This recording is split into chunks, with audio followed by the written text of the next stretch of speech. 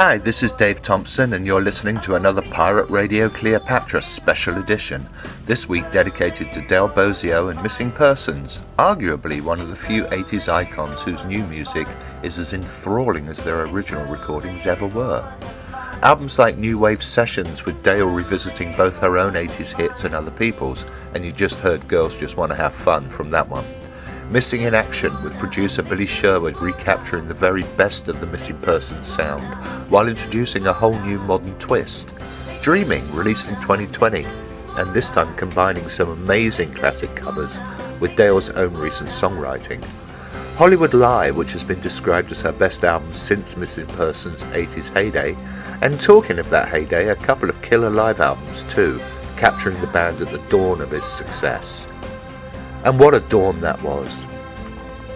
Of course the band members were already a known quantity, their time with Zappa ensured that, but nobody, not even them, could have predicted just how quickly things would take off. This song's all about the city that we live in. It's called Walking in LA.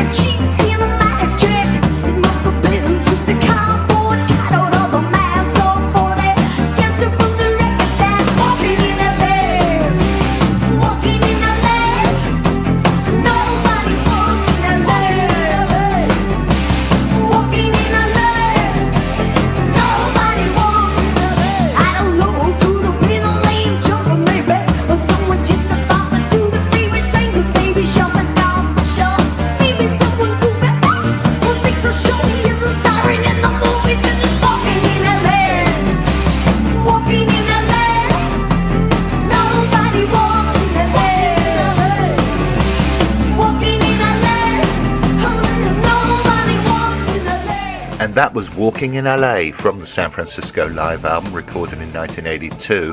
But let's go over to Dale now, and I asked her, how did it feel to wake up one day and suddenly find you were astonishingly famous? That was our first record, and we had actually 6 hits off that record. So while we were working, we were very pressed to create more videos, because every time we turned around, they wanted to play another record off, another single off of the album, and they found one hit after another, and we really couldn't even finish making the videos. We didn't get a video for Walking in LA, which now is one of our pretty much most sought-after tunes. And there was no original video done for that, because we thought it was just a little extra special song that we wrote as a joke. But it ended up being rather monumental when people in LA would talk about it. So the Missing Persons future really stemmed from all of those presentations, all of the concerts we played only gave the record more ammunition. It made the record more prominent, because we'd leave a town and people would talk, and then they'd talk about us on the radio. Because back then it was a real radio. It was really live, and it was a different state of mind also, and different communication at that level. There was no escapism through the internet.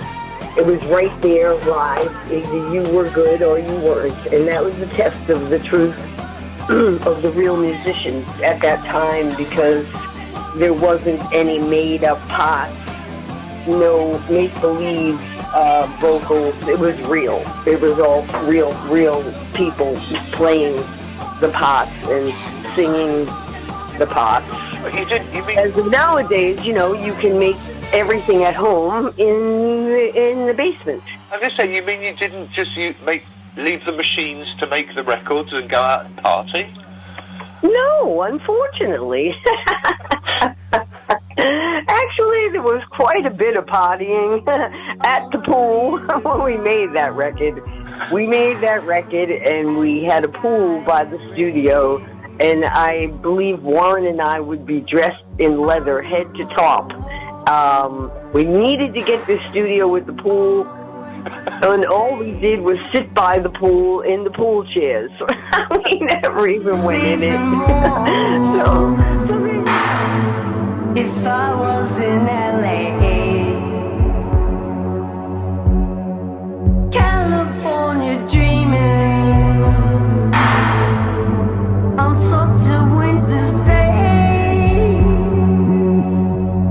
stopped into a church, I passed along the way.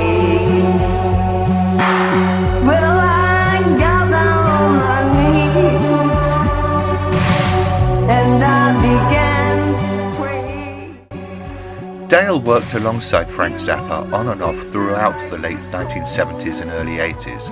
Her husband, drummer Dale Bozzio, of course, was a staple in Zappa's band for much of that same period, and guitarist Warren Cucurulo likewise, which does beg the question, how many other ex-Zappa sidemen then went on to pop chart major success? There can't be many. No, I don't think so. I don't think so. I don't. And I am blessed. Yeah. I'm blessed by Frank Zappa. He created a monster in me. All I wanted to do was be famous and be on stage and be the entertainer.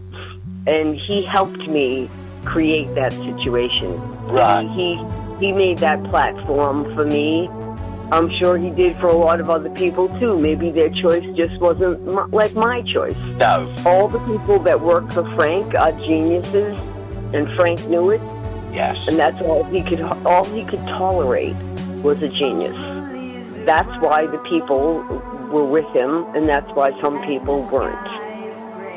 It's nothing. It's nothing personal. That Frank, if he would say no to you, it wasn't personal. It was all a matter of music, and he didn't have the time to sacrifice. And I believe in my heart he knew that his life would be short. That's why he worked so hard on all his music, to leave a legacy for his family, for his children, Yeah. for his wife. He loved his family. I know he did. By my heart, I know how much he loved his family.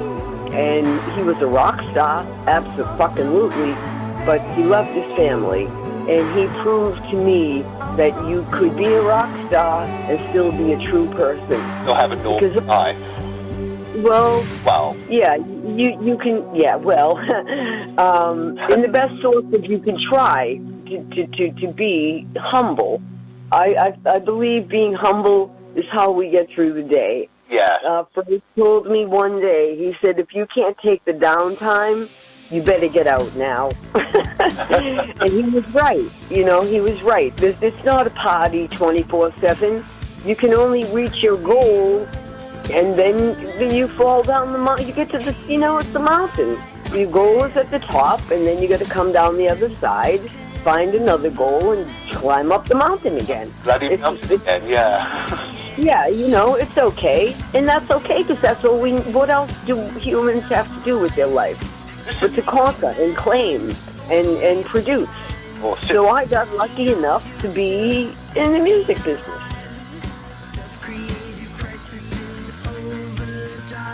I met Frank on my own. In 1972, Frank Zappa was on tour with 200 Motels, and he was in Boston at the Orpheum Theater.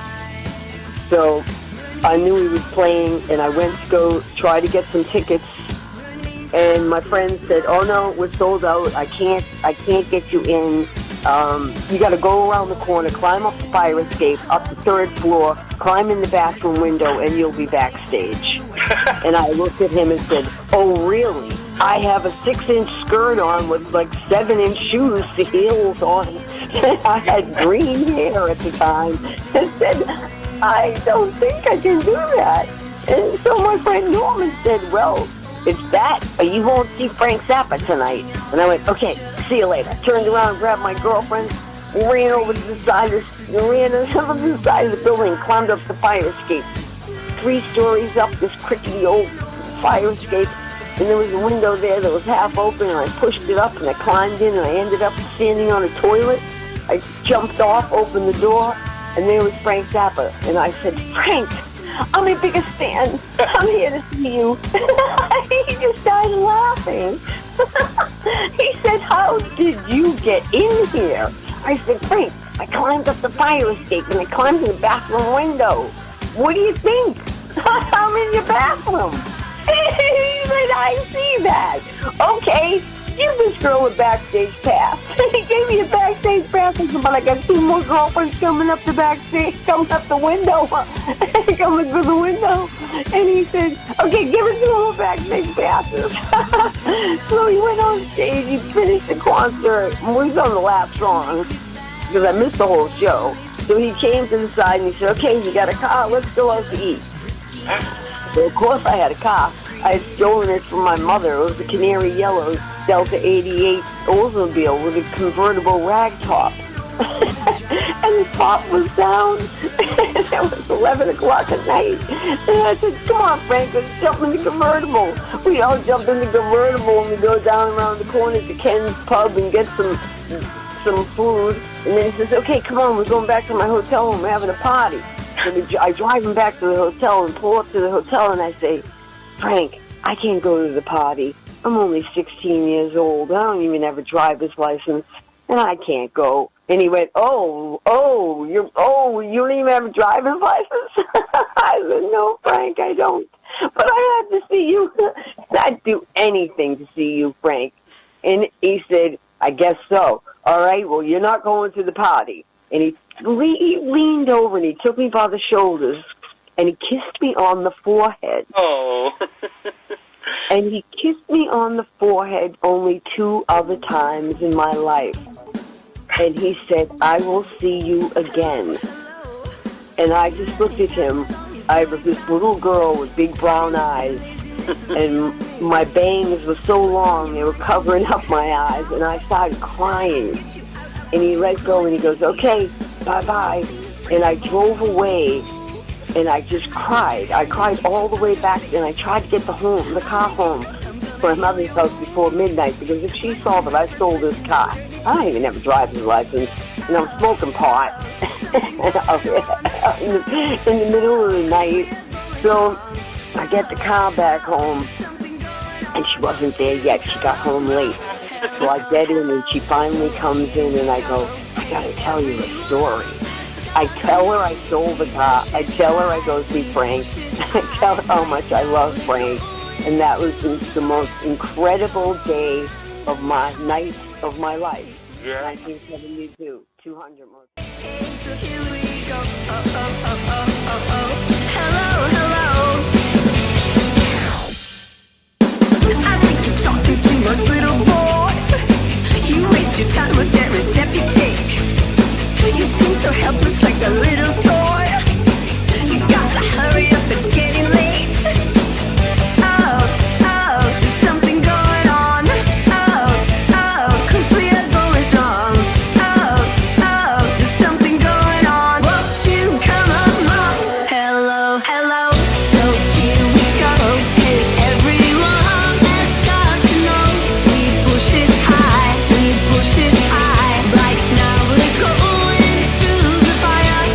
Come on, don't hide away. So, when you sort of first started the band, and you recorded in his studio, didn't you, originally in Zappa's Yeah.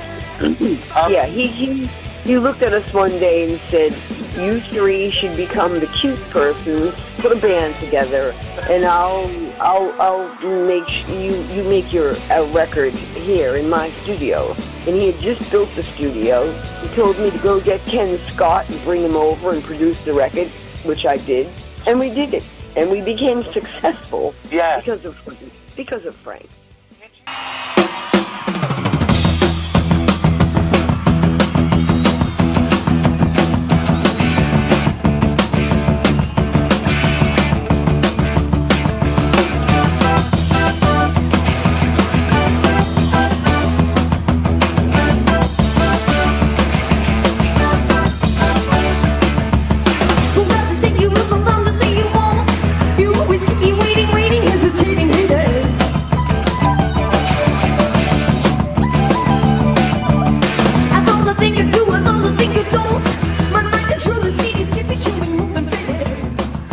And that was Missing Persons' first hit single, admittedly only in and around LA.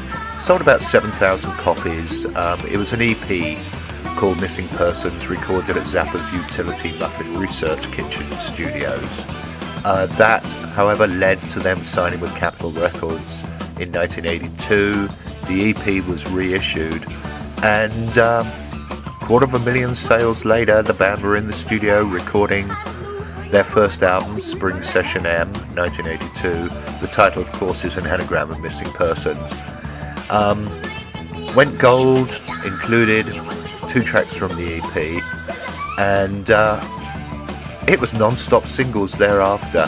What expectations did you have when you started the band? Or was it purely, we're going to go out and become stars?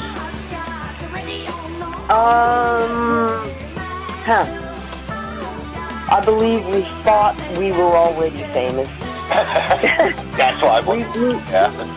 We thought we were already famous because of Frank. Yeah. We believed in Frank, and anything that Frank said, we did. So we didn't really feel that we had to prove anything. We felt we proved that already with Frank. Yeah. So we were just on our journey, and we believed in ourselves. Terry said we're going to create a condition that cannot be ignored, and that's what we did. And you had the ideas already, or did they sort of come up once you got going? We had ideas because I've been always a writer. I've been writing, and I have many books of songs. But I write prose and poems, and I write stories and so forth. And I brought all my writings to Terry and Warren. We sat on the floor and just started to pull them all together. We pieced them together and came up with Destination Unknown, Windows, All I Want Is a Window, so many songs we wrote together and had the most gracious time doing it. That was the best time of my life, was creating with Missing Persons with Terry and Warren. The best time of my life. And I now live comfortably because of Terry, Warren, and Frank and what they did for my life and my music. And they gave me a platform. They gave me a place to play. So you've made the record. The first single comes out. Hurrah! It's a hit. It was a reasonable size hit, and then they just kept pulling. Oh, here's another single. Did you ever sort of think, please leave our record alone? There's too many singles coming off it. I gotta say no. I'm gung-ho for being number one. And that's all I ever wanted to be. In the music business, I don't want to be half of anything. In anything I do, it's 100% or it's nothing to me. So I give it all I've got, and I'm still doing that. And I made a pledge to myself that I would do something every single day for the rest of my life to make sure that I am noticed.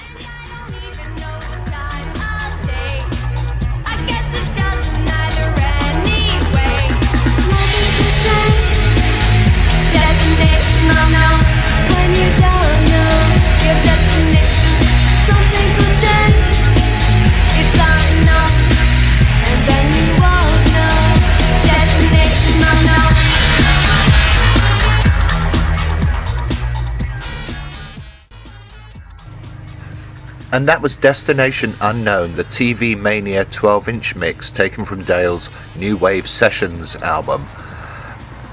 Missing Persons did have a very, very signature sound, perhaps more than a lot of acts. There was let's have Dale explain why she thinks Missing Persons across the board hit such a tangible button in youth culture of the early 1980s. Well, I think because it's, Missing Persons has a tone, and the tone is always there. It's strung together, and it was strung together through the music. So every single song we would make has that familiarity of that tone. I have a signature tone to my voice. Yes. Even if I hear it and I'm in a store or I'm somewhere, I go, oh, I recognize it, and then I go, oh, I recognize it, but then I say, secondly, oh, that's me. So that shows me the tenacity of that tone. That shows me and proves to me, which Zappa told me, that shows you that you will stand out in the crowd. That makes you special. There's millions of special people. They make beautiful music. But if you don't have that tone that sticks in your head, you won't remember it. No, because a video, it's like every single then became an event. It wasn't just another single. It was, apart from... And that was a lot of work. That's a lot of work for a musician. You were a musician writing music. You didn't sign up to be in the movie business, right? All of a sudden, videos came out, and you had to be a video star. And if you were fashionable or pleasant to look at, no one wanted to see your video. Well, that's not fair. That's not fair. That really isolated so many incredible musicians at that time, too. I mean, in a way, it really sliced the cake, didn't it? Yeah. It pushed away a lot of very special people, and then it invited maybe a lot of people that weren't even that talented. Yes, it did, didn't it? Yeah. So, when you want to call the music, do you want to call it a video? Make up your mind. Because my brother was 9 years older than me, so I grew up in the car, like driving in the car, singing to the radio, right? Driving in the car with the top down, singing songs on the radio, like that was your music. That was your afternoon. Yeah. What? Videos on TV? Are you kidding me? I used to wait for Christmas Eve to see Alice in Wonderland. I mean, The Wizard of Oz come on TV. I mean, now I could play it every hour on the hour if I want to. There's something very wrong about that. There's something very rude about that, right? It's like it fucked our generation and made us work doubly hard to prove the facts that this is who we were. And that's what happened in the 80s when the missing persons people popped up. We had so much to contend with. Lord have mercy. There were the Police. There was Michael Jackson. I mean, come on. There were so many big-time, smashing, incredible musicians.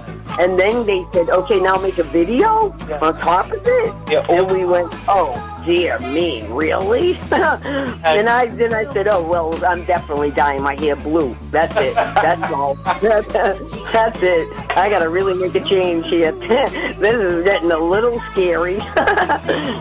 So that's what I did. I decided. I said, you know what? I think I'll dye my hair blue. And then Terry decided to write a song about it. He wrote the song Words, threw that in there. And I really did dye my hair blue that day. Good. And I came out of the bathroom and the whole porcelain sink was blue. It was blue till we moved out. Do you care?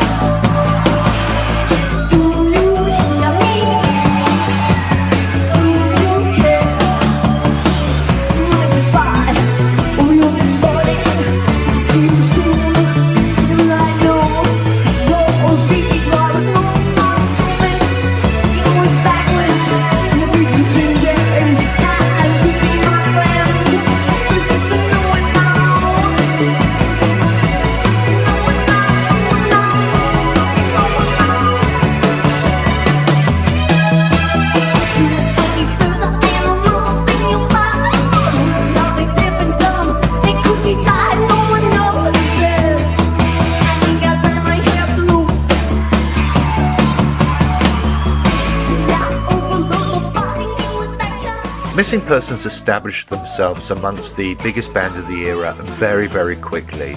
But as Dale will go on to tell us now, they didn't have it all their own way, or at least she didn't have it all her own way. and here's why. I've had to fight so hard to be myself and to be identified, you know, through the 80s, and got thrown pie in my face over and over.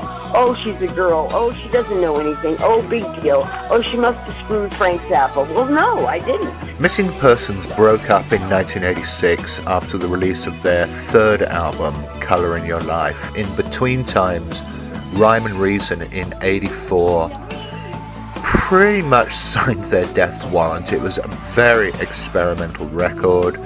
It really was not what the fans were expecting. When we say the fans, we mean the majority of people who watched the videos on MTV and said, "Cool, that was fun." The third album was closer to perhaps what people wanted, but time had passed, and the band had lost momentum. I Can't Think About Dancing was a small hit, but even the tour that followed was pretty short, and that was it for the band. They reformed in 2001 for a couple of years, but Dale has mostly been working on her own, and as I said at the beginning of this show, turning out a stream of absolutely amazing records, some of new material, some of covers, but she's got the experience and she's got the drive to make even covers her own. So we're going to play another one now. I think you'll recognise it without me introducing it. And then it'll be back to Dale to tell us how she looks back on things. And resentment rise high, but emotions won't grow. And we're changing our ways, taking different roads. Love will tear us apart again. Love will tear us apart again.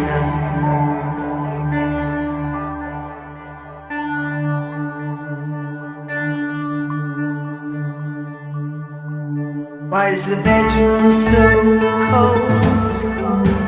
Turned away on your side. Is my timing that flawed? Our respect so dry. Yet there's still this appeal that we've kept through our lives. Love will tear us apart again. Love will tear us apart again.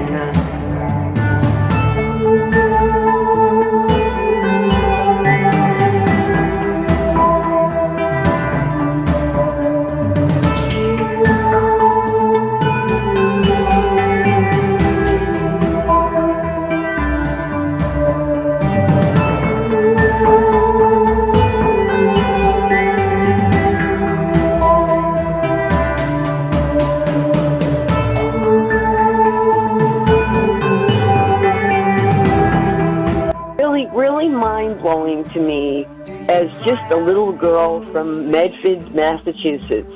I look at this whole creation as the most incredible dream come true for me. It takes me to tears to think that my great Frank Zappa and my great friends, Dale Bozzio and Lauren Cucurullo, gave me this opportunity and taught me so much about this trait of music and how to survive and how to be a musician. And I can't even read or write music, but I can sing it. I don't even know how God gifted me this, and it just slipped it in my pocket. Yep. Just like that. And gave me these great musicians to play with, even the ones that I'm playing with right now, the Real Missing Persons. they've moved on, like we all have. Yes. We all have benches to be and places to go to and people to see. So you can't stop the chain of life, and music just happens to be one stopper that we can have that memory to go back and focus on. And that's the greatness, and that's what's the charm of music forever. It will always be playing, with or without us. The music will play. Yeah.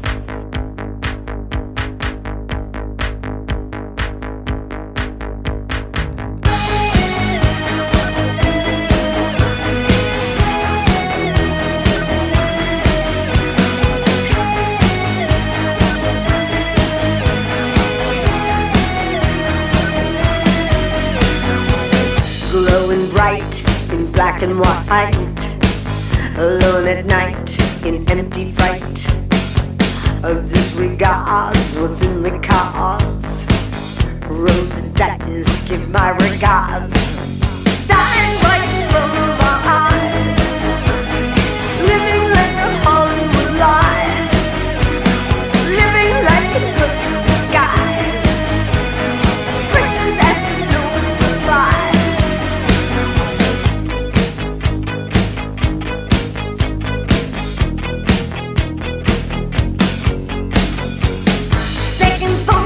Keep creeping in. Could you feature alone again? You play the fool for fame and wealth.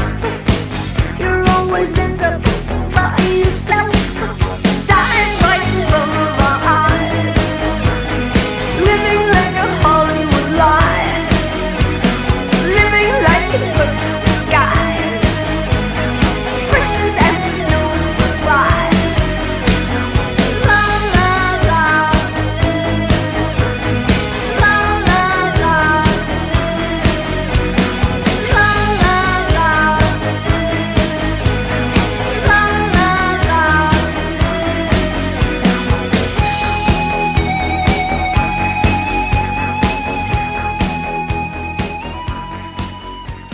And that was Hollywood Lie, the title track from Dale's 2023 album.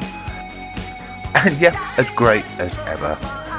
Thank you so much to Dale for taking the time to talk to us. In fact, the actual interview goes on for probably another hour or two. We could probably have talked all night, to be honest. Yep. Thank you, Dale. Thank you to everybody at Cleopatra who hooked us up together to do the interview, and I hope you enjoy it. We'll be back with Lady Crow and a regular Pirate Radio Cleopatra in a couple of weeks, but for now, goodbye, thanks for listening, and go and buy yourself some Missing Persons / Dale Bozzio records, CDs, and Dale's book, which is spellbinding. You will love it. Until next time, goodbye.